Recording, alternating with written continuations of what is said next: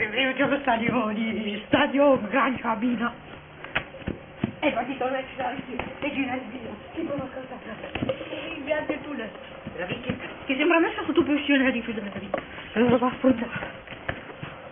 Mamma mia, che movimenti elastici. La Vicky probabilmente fa la palla.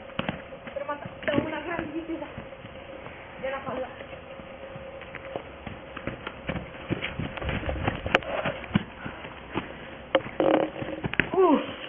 La Vicky ruba palla.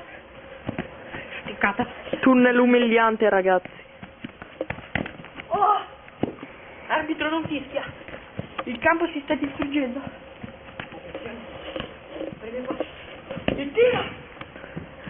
Gol. Gol. Ed ecco. Gilarbina.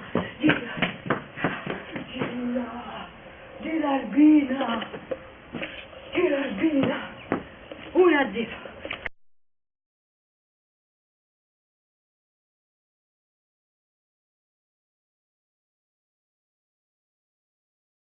È partita. Attenzione. Mattia Di Marzo si aggira. Segue, scarta la Vicky, umiliante dribbling. La Vicky ci rimane a rischio di guardare giù. Attenzione. Mattia Di Marzo, qui siamo Stefano De Grandi da bordo campo. Ecco un incredibile match. Mattia Di Marzo scarta la Vicky recupera la ruba panna. Poi se la dimentica Mattia Di Marzo, grande terribile, fermato tutto, intercettata la panna dalla Vicky.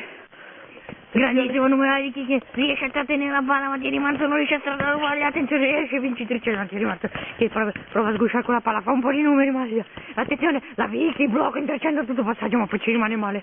Attenzione, una sfida e un affronto, la seconda vicino alza un pallonetto, inizia a palleggiare, ma un tacco alla Bonomi. Attenzione, la Vicky va a mettere un pressing ma viene umiliata. Attenzione, si avvicina alla porta, prova il tiro ed è gol! Si toglie la maglia, Mattia Di Marzo, rete! La Vicky amareggiata, è costretta a scappare ed è gol!